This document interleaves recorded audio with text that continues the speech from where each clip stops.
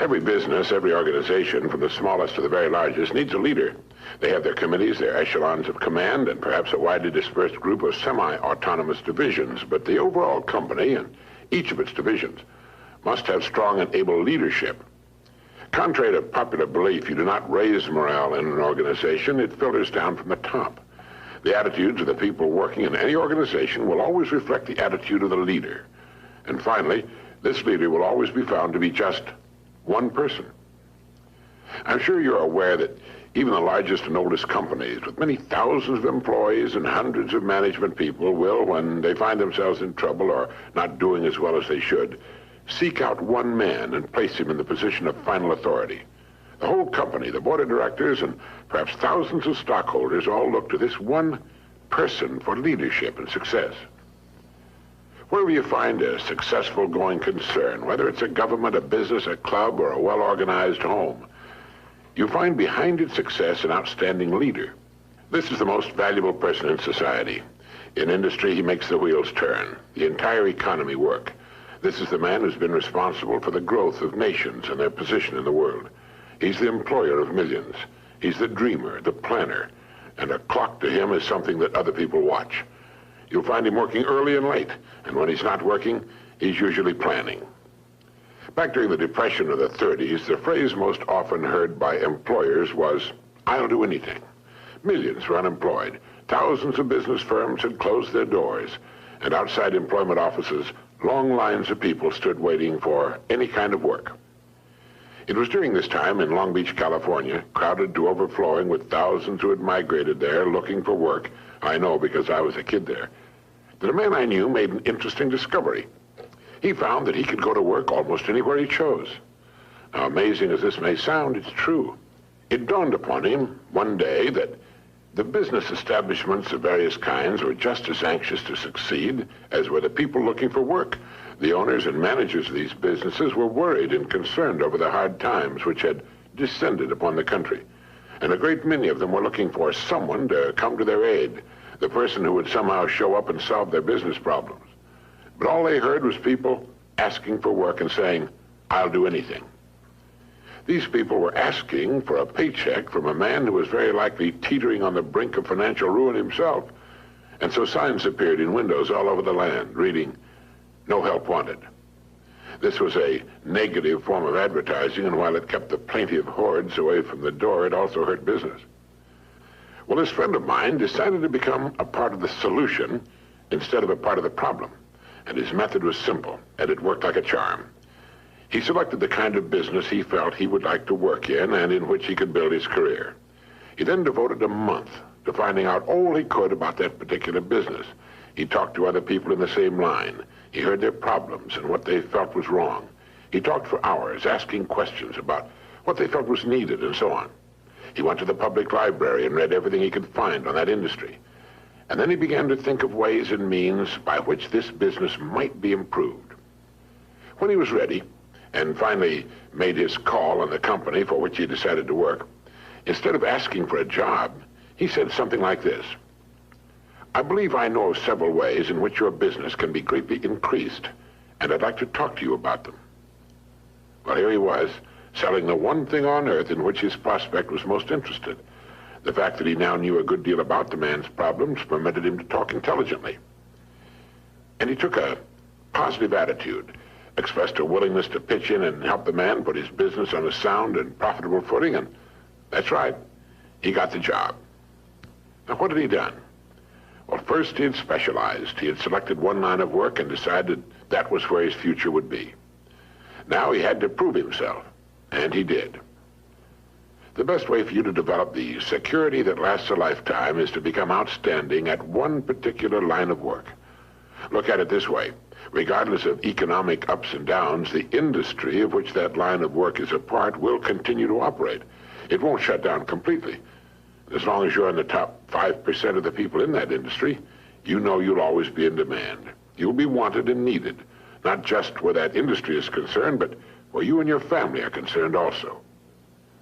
The man or woman who becomes truly outstanding at what he or she does has the world on a string. Here's the person of confidence and peace of mind. Here's the person who's quietly aware of his ability and intimate knowledge of his job in his particular industry. Ask yourself this question: am I now such a person? Down deep inside, you know the answer. If your answer is yes, you're among the most fortunate people, and in one of the smallest and most elite groups on earth. If your answer was no, it can be turned into a yes in a surprisingly short time. The first step is to make one really big and important decision. It's a decision the great majority of people never make, and suffer as a result. Failing to make this decision keeps a person from ever really getting on course or clarifying his goals. If you make the decision I'm now going to recommend, you can take a deep breath, give a comfortable sigh of relief, fix your eyes firmly upon your target, and go to work relaxed, comfortable, and sure in the knowledge that the success you seek will be yours. The great steel magnate Andrew Carnegie, when asked the formula for success, answered, "Put all your eggs in one basket, then watch the basket." Let's be frankly realistic. Who gets laid off work during an economic slump? Well, what gets thrown over the side when a ship is in danger of going down? Everything not absolutely vital to the operation of the craft and the safety of its passengers. And it's the same with a business or any other organization. With a corporation, its main purpose is to remain in business forever. As long as it remains in business, it can provide a needed product or service, protect the investment of those who have faith in it, and provide jobs for those who are vital to its continuity of operation.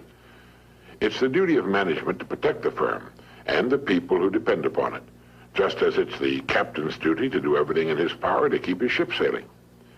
All a person needs to do is to make certain that he or she is a vital part of his business or organization.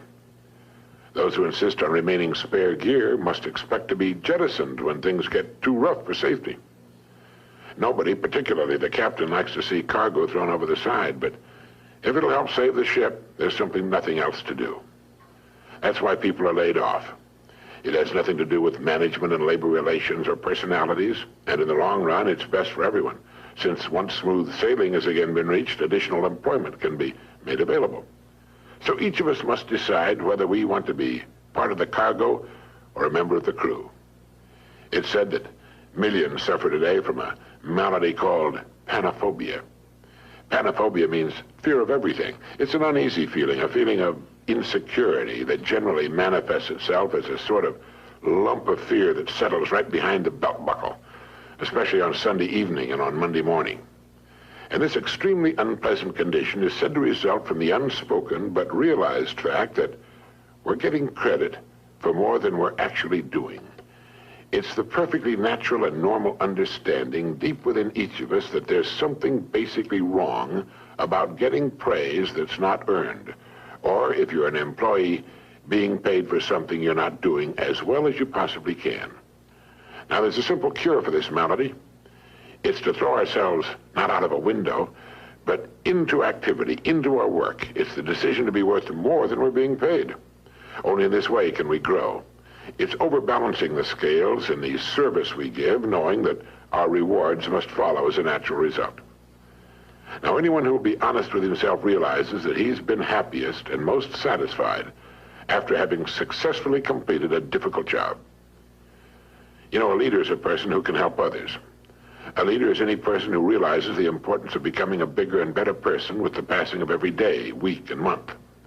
A leader takes the responsibility of his own growth. He's a planner, a thinker, a doer. Now, each of us can become such a leader in his own area of activity. It's not difficult, and in the long run, it's easier for us and on us than what at first may appear to be the easier of two courses. Simply fix your eye upon your goal, visualize it with every ounce of your being, and courageously set out toward it. Become a kind of sponge for information which will help you on your way. You don't have to waste years making the mistakes others have made before. You'll be surprised at how quickly you'll reach your goal. But don't be impatient. Know and have faith that what should come to you will come to you in the right time. Everything in the world works on the side of the person who works with nature's laws. And above all, if you should forget everything else, remember that everything about you, everything you will ever have, know, or experience in any way, operates as a result of a law that is true and unchanging, the law of the stars and of the balance of the world. As Emerson wrote, Let him learn a prudence of a higher strain. Let him learn that everything in nature, even dust and feathers, go by law and not by luck, and that what he sows, he reaps. Look about you now. Take stock of your present situation, because it's nothing more nor less than the result of your past sowing. Are you happy with it? Is it what you want? Then you know what you must sow today and tomorrow and the next day, and in the sowing rest in the calm, serene, and cheerful certainty that having sown, you will then reap the rich results, the abundant harvest.